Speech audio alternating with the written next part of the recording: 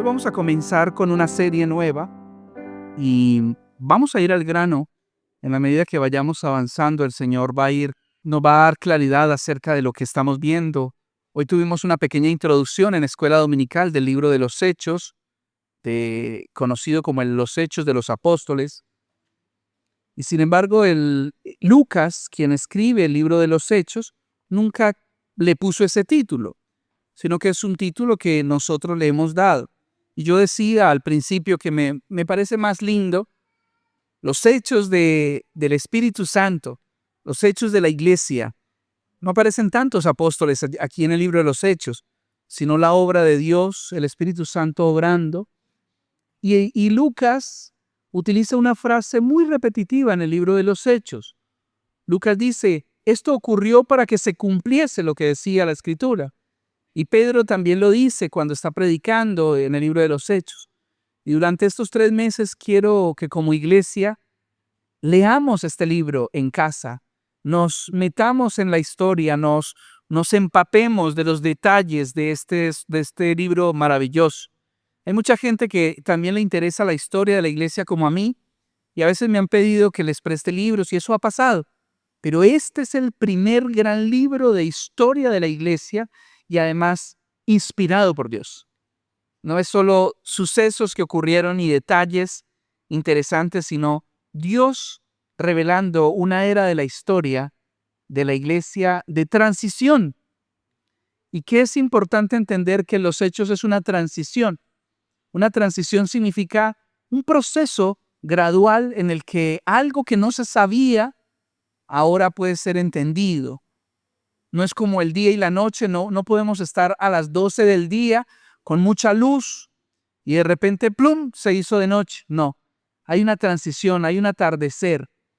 El libro de los Hechos es una transición entre el Antiguo Testamento, entre muchas cosas que la iglesia todavía no entendía y no les cabía en la cabeza, pero vemos en el libro de los Hechos esa transición en el que el pueblo de Dios cumple el mandato de ser testigos desde Jerusalén hasta lo último de la tierra. Y el título de esta serie se llama De la tierra hasta el fin. Suena un poco extraño la expresión, pero esa es una de las frases de un himno que cantamos, un himno bautista que dice, yo iré de la tierra hasta el fin. Y así se llama esta serie que comenzamos el día de hoy.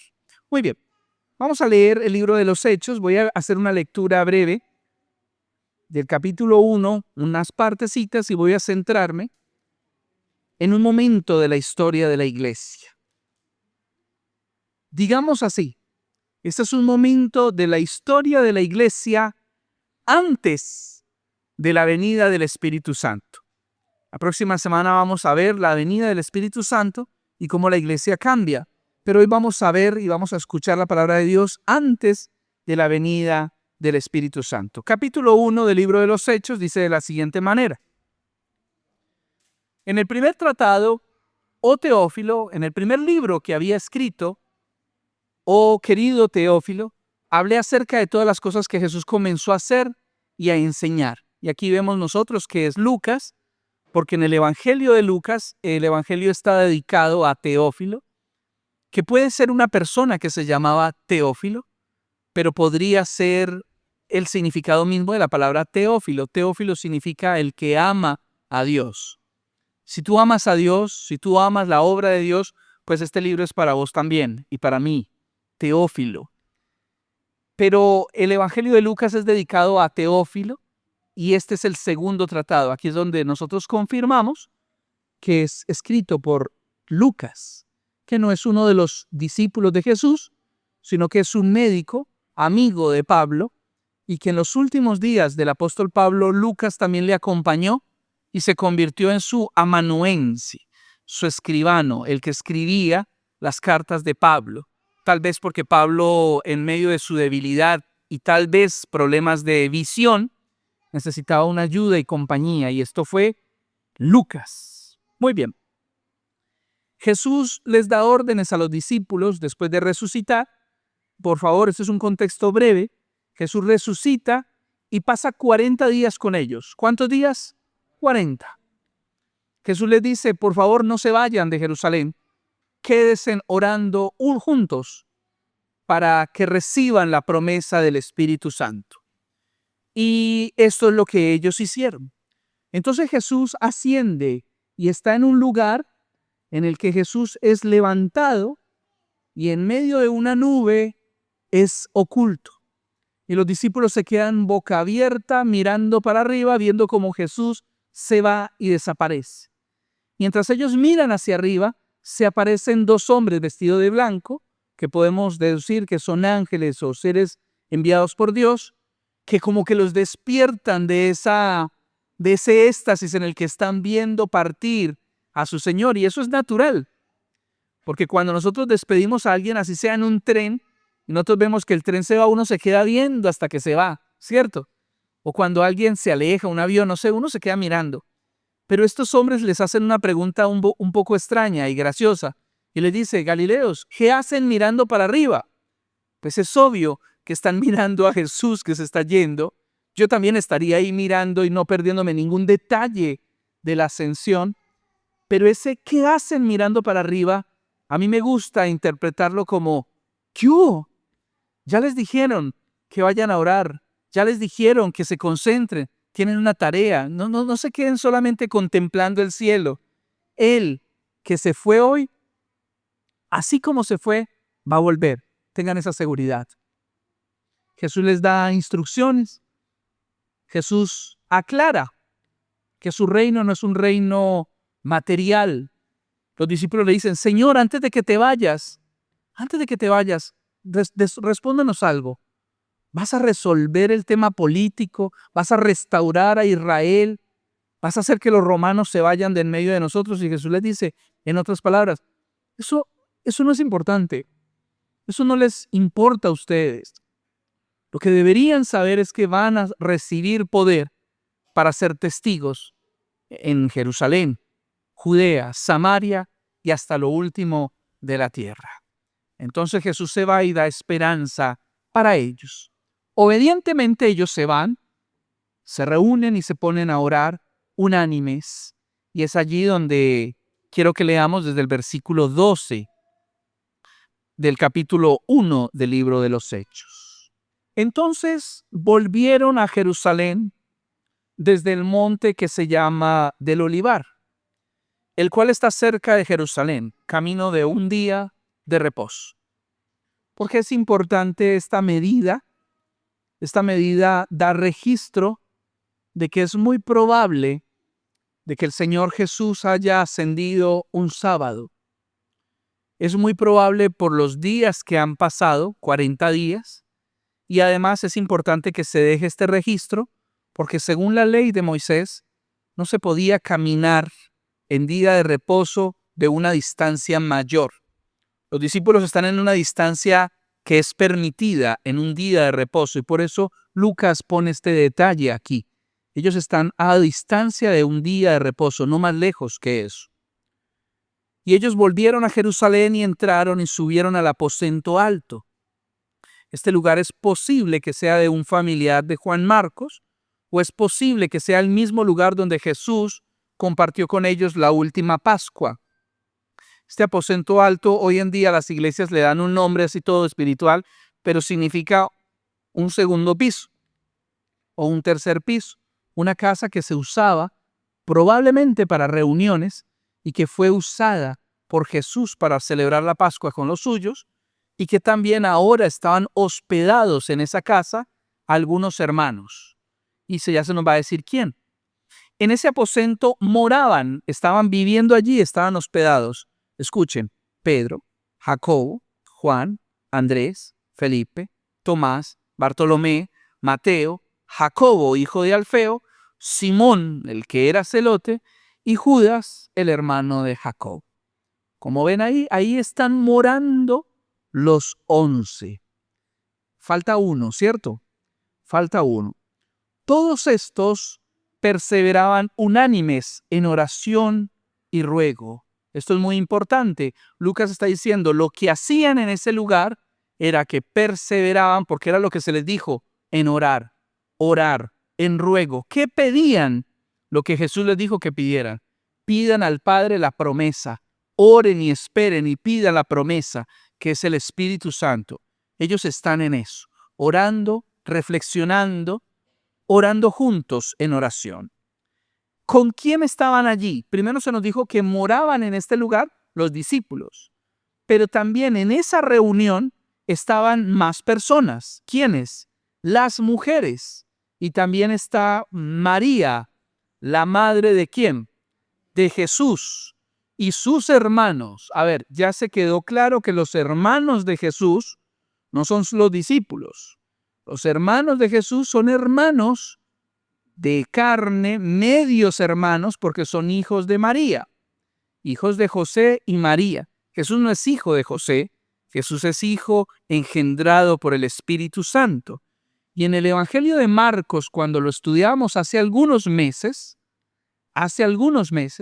veíamos que los hermanos de Jesús creyeron en algún momento que Jesús estaba desvariando y que estaba loco, y hasta que hicieron ir a agarrarlo para que no tuviera problemas.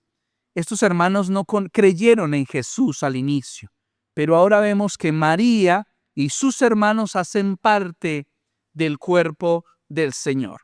Una aclaración, esta es la última vez que se va a nombrar la persona de María en medio del pueblo en el Nuevo Testamento. Aquí aparece en el original María, la madre de Jesús, no aparece como la madre de Dios. María, como digo, los hermanos son hermanos de Jesús. María tuvo hijos con José, pero Jesús no es hijo de José porque es engendrado por el Espíritu Santo que depositó su espíritu en María. Y por eso es que se le llama la madre de Jesús, no la madre de Dios. María no tuvo una ascensión como si tuvo Jesús. María no tiene un papel de intercesora o un papel en la iglesia más allá de ser un creyente como nosotros. Seguramente ninguna mujer como María, seguramente ninguna mujer con ese nivel de piedad, ya se le había dicho, bienaventurada entre todas las mujeres, y bendito sea el fruto de tu vientre. Una mujer especial y excepcional, una mujer que influyó en la vida de la iglesia, pero aun cuando van a elegir a un sucesor, no la tienen en cuenta a ella. Ella cumple con esos requisitos, ella cumple con los requisitos que dirían allí, pero no es ella elegida como sucesor, como apóstol, sino que está con ellos. Muy bien.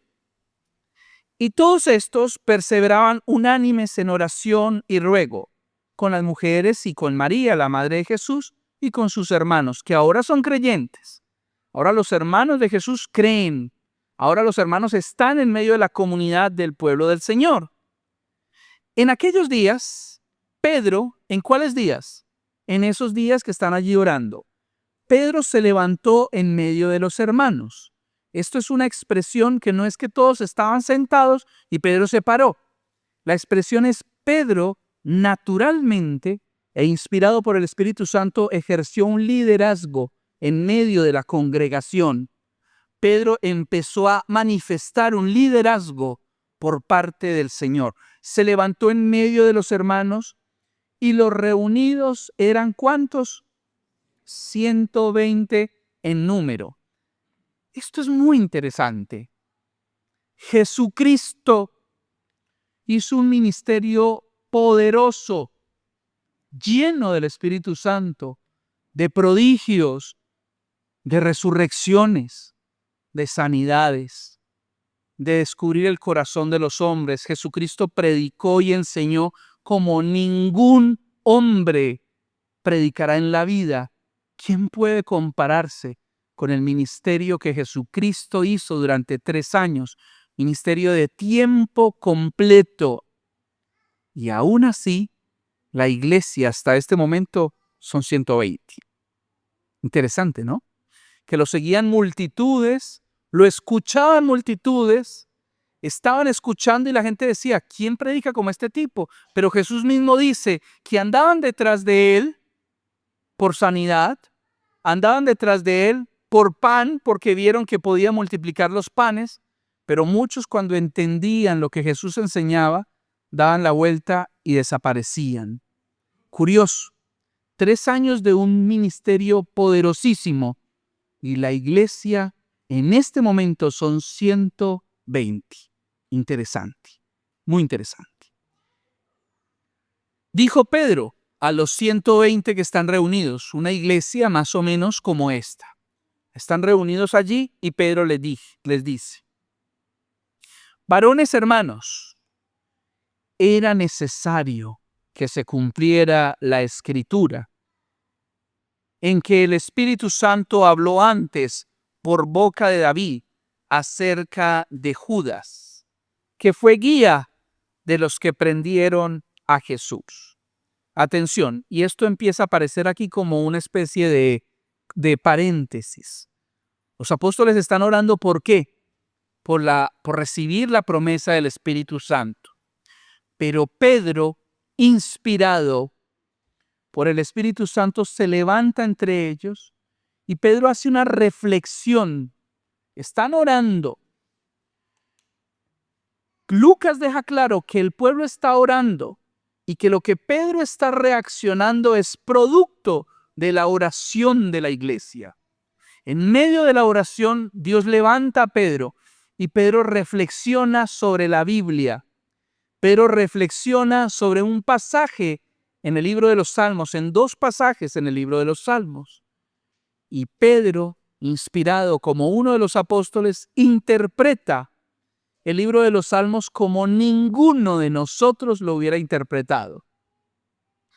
Si un teólogo juicioso usa las herramientas que tiene, las herramientas conservadoras, precisas para interpretar ese salmo, no hubiera llegado nunca a la conclusión a la que llegó Pedro. Pedro está interpretando pasajes del libro de Salmos que ni David se le hubiera ocurrido cuando los estaba escribiendo que se trataban de Judas. Y Pedro está diciendo de un pasaje donde dice que la tierra que fue comprada por él, por la paga, sería tierra de sangre. Eso nunca se lo hubiera imaginado David de que se trataba de Judas. Ni tampoco de que a alguien le quitarían su oficio y otro lo tomaría. Y Pedro está interpretando así. Atención, ninguno de nosotros es Pedro. Ninguno de nosotros es un apóstol. Los apóstoles del Señor son un grupo que en el versículo 2 del primer capítulo se nos dice que el Señor los había escogido. ¿Quién escogió los apóstoles? Jesucristo. Y Jesucristo quiso que fueran 12. ¿Por qué 12? Porque Jesucristo está fundando el verdadero nuevo Israel.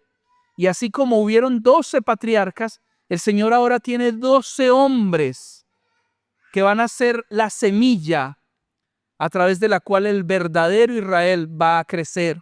Ya no va a ser a través de la genética, ya no va a ser a través de la reproducción de un pueblo, sino a través de la predicación del Evangelio.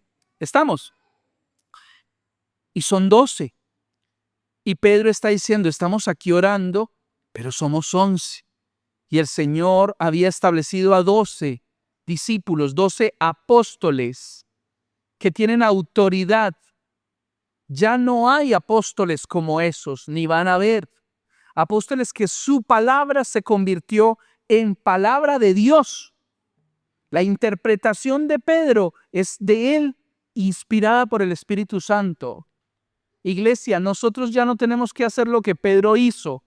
Pedro no fue que fue muy loco y interpretó a la loca, no, el Espíritu le mostró cosas profundas que ninguno de nosotros hubiéramos llegado a esa conclusión. Pero él es Pedro y él es uno de los apóstoles que fundamentaron la iglesia.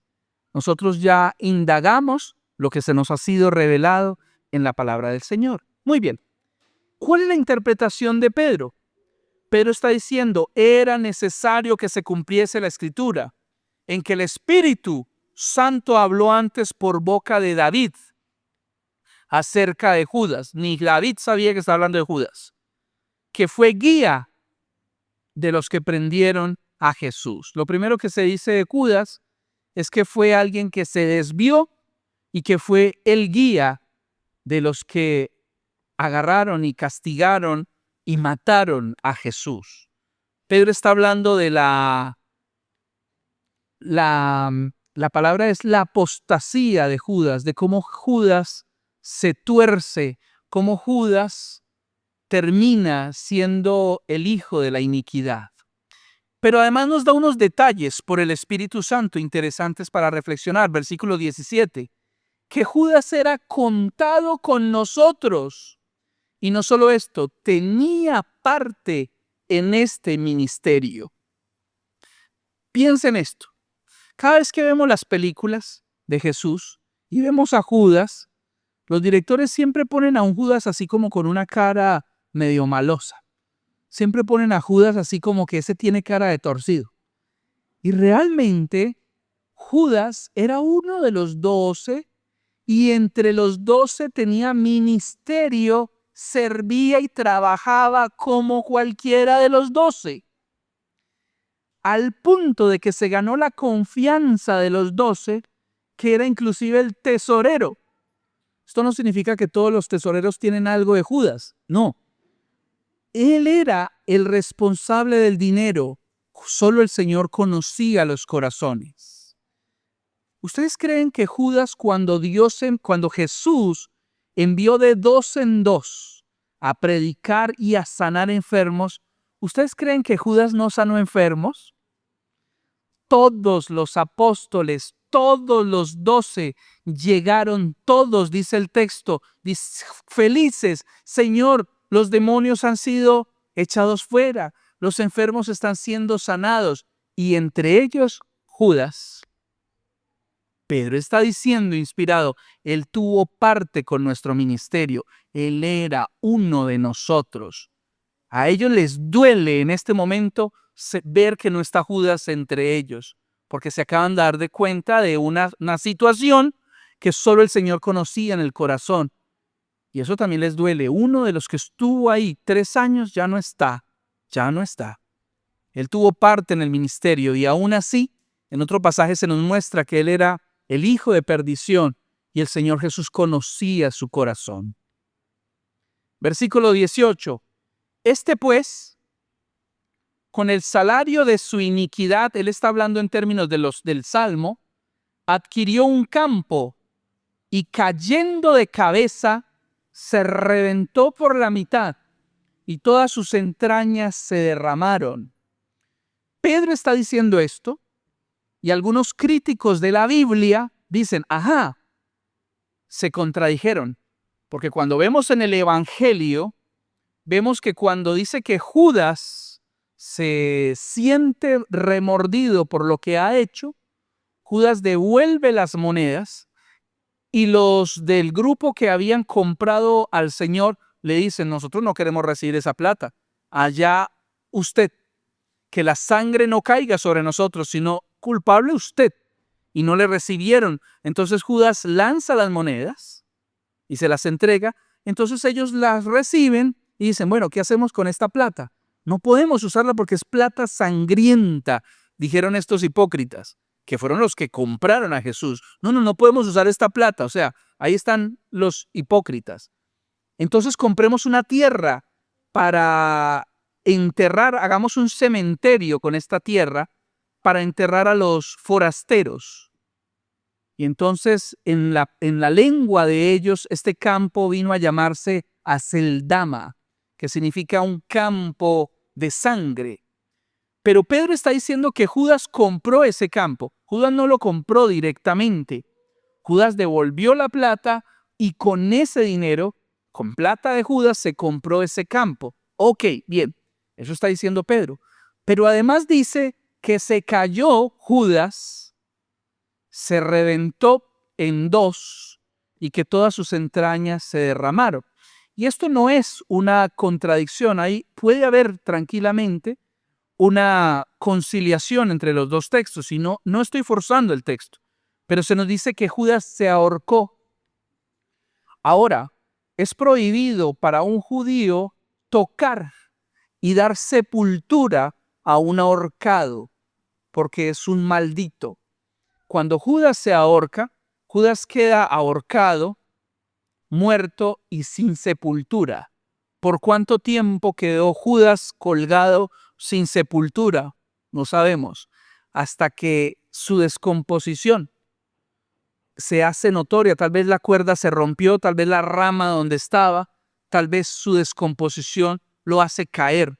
Y cae y es notorio para todo Jerusalén que en la caída, después de un cuerpo estar en esa condición, se rompe y se esparrama. Esa es una imagen fea, una imagen ilustrativa de cómo terminó el traidor, cómo termina este hombre que apostató y que se desvía, dice Pedro. Todas sus entrañas se derramaron, dice el versículo 18. Y fue notorio, dice el 19, a todos los habitantes de Jerusalén, de tal manera que aquel campo se llama en su propia lengua Aceldama, que quiere decir campo de sangre.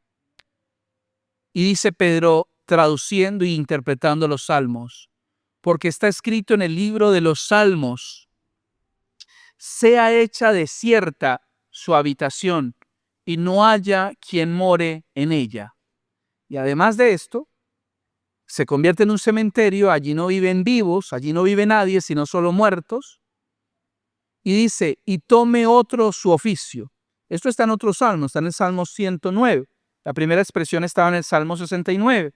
Y tome otro su oficio. Entonces Pedro interpreta, alguien tiene que reemplazar a Judas. Tenemos que ser 12 antes de que venga el Espíritu Santo. Tenemos que estar otra vez completos, dice Pedro. Hay personas que insisten de que esta es una expresión en la que la Biblia está mostrando algo, no está siendo prescriptiva, sino descriptiva, y que lo que Pedro hizo fue una locura. Hay personas que dicen que no tenían necesidad de reemplazar al número 12, pero claramente el texto nos está mostrando que Pedro hace esto en medio de la oración de la iglesia. La iglesia está orando, Pedro está reflexionando en la palabra y es un proceso que debe garantizar a la iglesia que el Señor guía.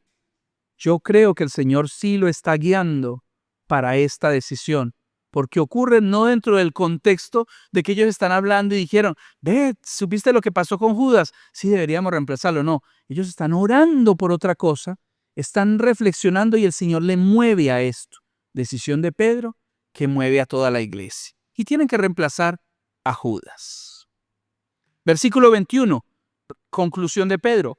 Es necesario, pues, que de estos hombres que han estado juntos, escuchen las condiciones, que han estado juntos con nosotros todo el tiempo, que el Señor Jesús entraba y salía entre nosotros. Esas son las condiciones. Comenzando desde el bautismo de Juan, hasta el día en el que entre nosotros fue recibido arriba.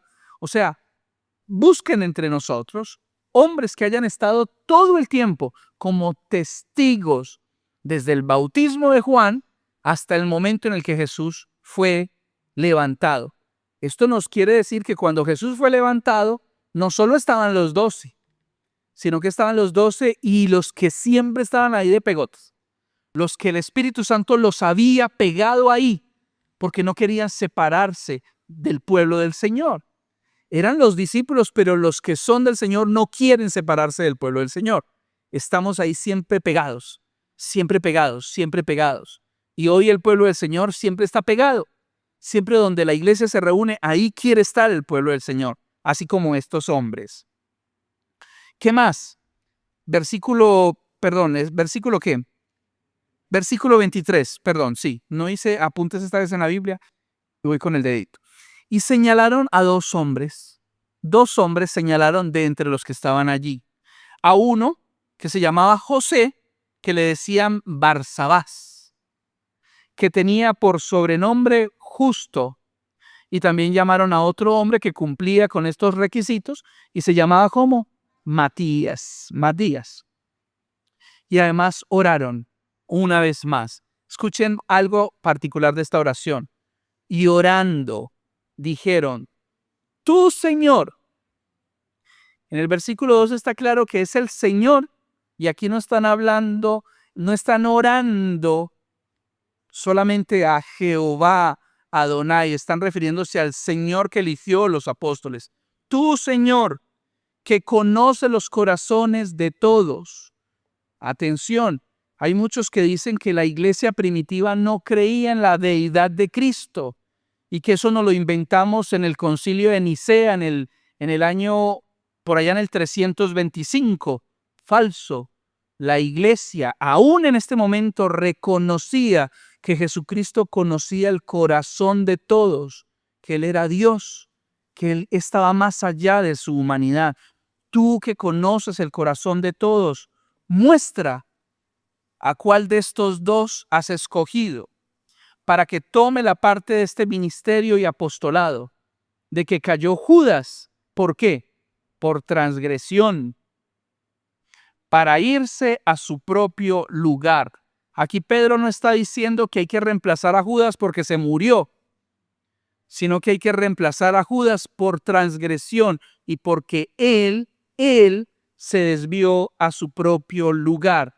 Y esta es una expresión que tiene que ver a su propio destino. Es interesante. Algún día hacemos un estudio sobre Judas. Hoy no es el momento.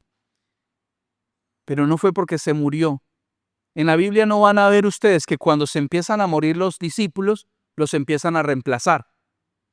Cuando se mueren los apóstoles, no empiezan a reemplazar. ¡Ay, se murió Felipe! Se murió Tadeo. Venga, vamos a hacer una asamblea para reemplazar, para que el grupo siga completo, para que sea el vicario de Tadeo, para que sea el vicario de Pedro. No, no, no.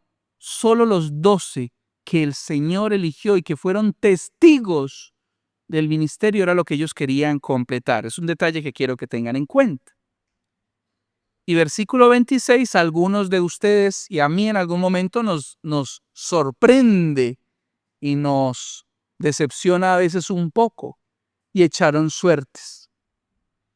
Oraron, meditaron teológicamente, argumentaron, pero ahora tiran suertes.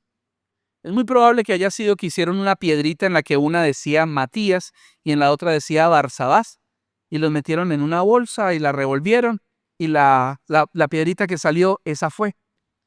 O tal vez alguien agarró varias pajitas y el que la sacó, que la tenía con un granito, esa era. No sabemos qué suerte se usaron, pero fue a través de una suerte, de un sorteo, en el que en ese momento dijeron, el Señor señaló a Matías. Versículo 26. Y la suerte cayó sobre Matías. ¿Y qué dice ahí? Y fue contado con los 11 discípulos. Hay gente que dice, no, Pedro se equivocó, él no tenía necesidad de hacer eso. Miren que Matías ni siquiera vuelve a aparecer en la Biblia. Pues sí. Tampoco vuelven a aparecer muchos de los discípulos de los 12 que están ahí. Eso no significa que no estaban contados entre ellos. En el capítulo más adelante vamos a ver donde dice, se levantó Pedro y con él los 11. O sea que vemos que Pedro andaba con los 11 y entre los 11 ahora ya estaba Matías. Matías es uno de los apóstoles y algún día lo vamos a conocer como uno de los apóstoles del Cordero. Este no es un aparecido que a través de la suerte lo metieron a la fuerza. El Señor lo señaló. ¿Por qué a través de las suertes? Recuerden esto. Nunca más la iglesia va a volver a hacer eso. Esta es la época en la que la iglesia ni siquiera ha venido el Espíritu Santo. Ya más adelante, para escoger un anciano de la iglesia no se usan las suertes. ¿Te imaginas que aquí en nuestra iglesia nosotros señaláramos las personas que van a ser ancianos, predicadores, maestros a través de las suertes?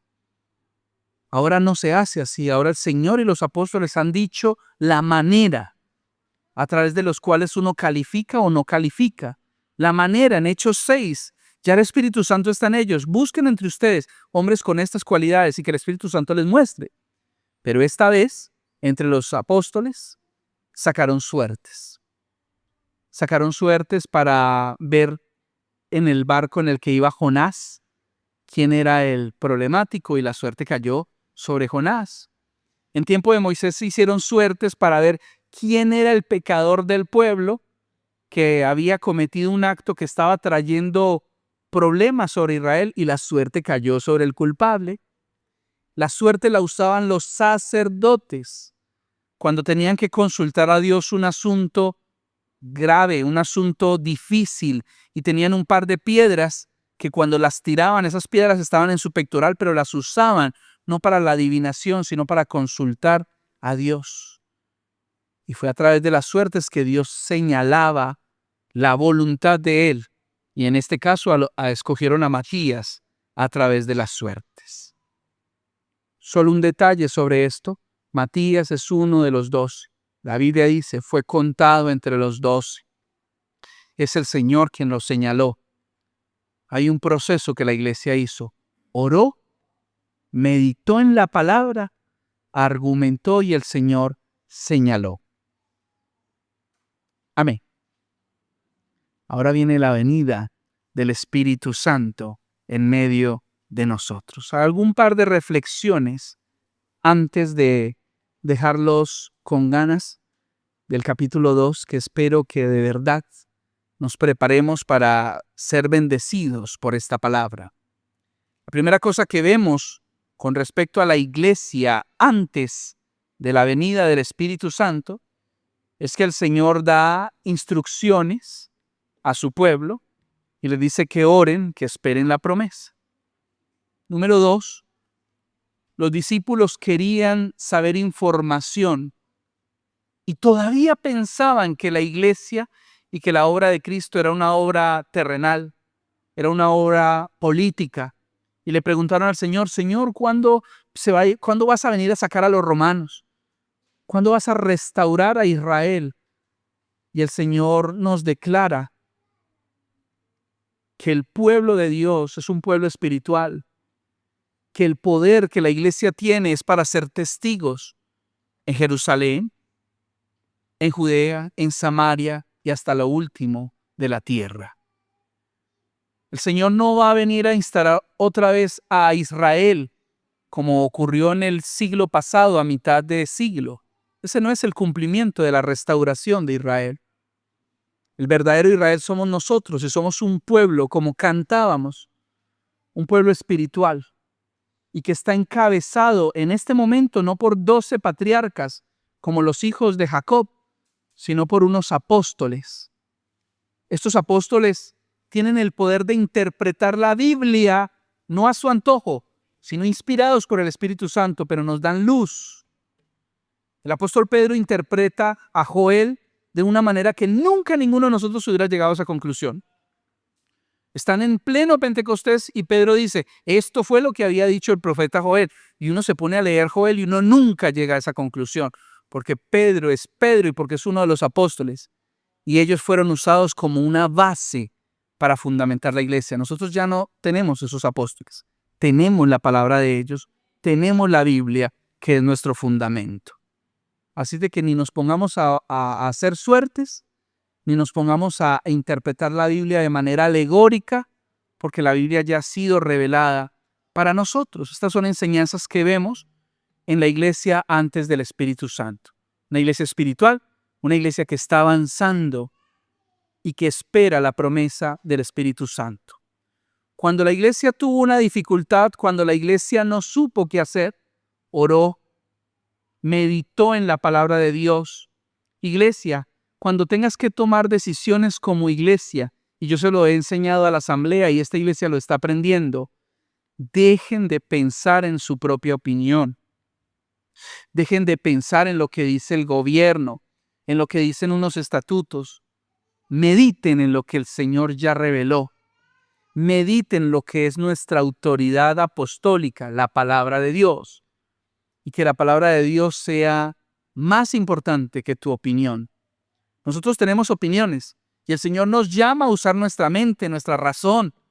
El Señor nos llama como santos de Él a usar nuestro potencial para pensar, para meditar, para sacar conclusiones. Pero en cierto sentido, aunque esto les ofenda, un cristiano no es un libre pensante. Un cristiano es alguien que sujeta su pensamiento a la voluntad de Cristo, aunque te ofenda. No sos un libre pensante, no sos alguien que toma decisiones de la nada, sino que piensa con sagacidad, con profundidad, pero somete su pensamiento a la autoridad de Cristo a través de su palabra. Entonces, cuando yo escucho una discusión entre hermanos y alguien dice, es que lo que yo pienso es esto y no me están teniendo en cuenta mi pensamiento, siempre, aunque sea chocante, yo le digo, ¿qué dice la palabra al respecto? ¿Qué dice la palabra al respecto de esto? No lo que tú crees, no lo que tú estás convencido. ¿Qué dice la palabra? Porque todos nosotros somos susceptibles a tener que desaprender 1.000.000 de cosas, porque la palabra después nos da luz y nos damos cuenta que estábamos errados. La palabra se impone, la palabra se impone. Pero usó la palabra del Señor, oró y tomaron una decisión. Judas es otro tema. Estuvo en medio del pueblo, hizo milagros, estuvo en el ministerio y al final resultó ser un traidor. Al final resultó que no era de ellos. Tenía otro destino. Pero no se nos dice que el destino lo hizo porque había una maldición, imperio, que él hacía las cosas así como un robot. No, él se desvió. Él tomó una decisión. Y cada quien es culpable de sus decisiones. Y sin embargo, Dios estaba detrás de esto. Y estas son cosas misteriosas y que pertenecen al mundo de lo que es de Dios. Lo que se nos ha revelado es esto. Él se desvió y aquí lo reemplazaron. El reemplazar a los 12 no es un modelo para que nosotros tengamos un gobierno de 12. El reemplazar a los 12 nos recuerda que el Señor iba a hacer una obra espiritual a través de sus 12 discípulos, así como los 12 patriarcas, y que ellos fueron contados como la base de nuestra iglesia. Amén. Preparemos nuestros corazones para tomar la cena del Señor pensando en esto. Somos parte de ese pueblo del Señor y hemos heredado la promesa del pueblo de Dios. Ahora ya no a través de Abraham, Isaac, Jacob y sus 12 patriarcas, sino que somos parte de esta iglesia, que la semilla fueron solo 12 y que aún Jesús, siendo tan poderoso, solo había congregado a 120 fieles. Esto no es una excusa para ser poquitos. Es una realidad de que son muchos los que son llamados. Son pocos los escogidos. Son muchos los que les gusta escuchar. Son pocos los que en la hora de la verdad están, porque es el Señor quien los llama y los escoge.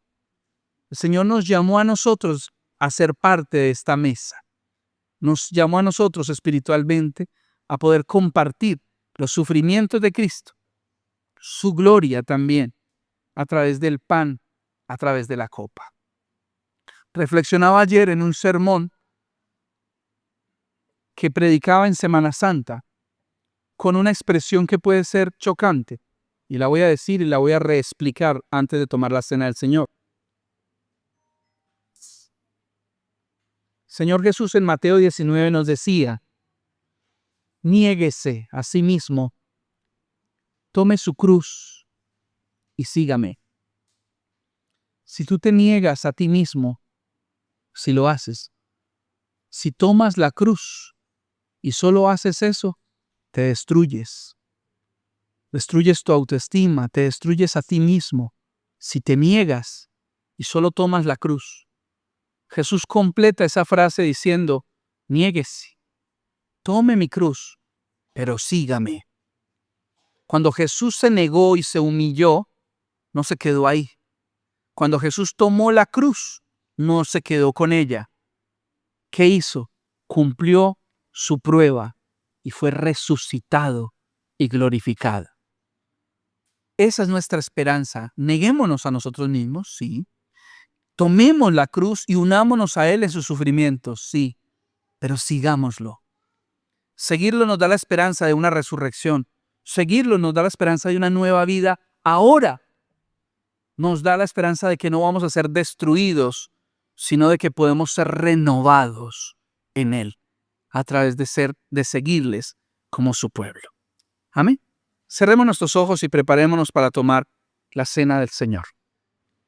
Padre Santo, te damos gracias en esta noche, en esta mañana, Señor,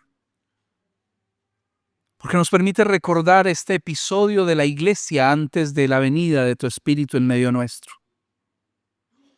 Nos recuerdas que somos parte de esa promesa y de ese pueblo. Nos recuerdas, Señor, que nos has llamado a negarnos a nosotros mismos, a tomar la cruz. Judas no se negó a sí mismo. Judas no tomó esa cruz, ni te siguió, sino que siguió su propio camino, Señor.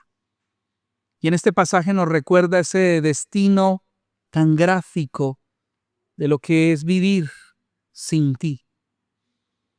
Gracias porque nos has llamado a ser parte de tu iglesia, de tu pueblo. Y a través de estos 12 hombres fieles es que hoy conocemos el Evangelio. Es que hoy experimentamos a través de sus vidas, de sus sacrificios, y a través del Espíritu Santo que está presente en todas las generaciones, es que experimentamos, Señor, tu presencia, tu palabra en medio nuestro. Ahora que vamos a tomar el pan, ahora que tomamos la copa, que solo son signo y símbolo de tu sangre, recordamos una realidad espiritual. Estamos unidos a ti y a tu pueblo, a un pueblo espiritual, a un verdadero Israel. Estamos unidos a ti en tu humillación. Estamos unidos a ti, Señor, en tu cruz. Pero queremos seguirte y experimentar también una novedad de vida. Experimentar, Señor, también una resurrección cada día, unas misericordias nuevas cada mañana, Señor. Te damos gracias. Bendito seas. Bendito seas, Señor. En el nombre de tu Hijo Jesús te damos gracias. Amén y amén.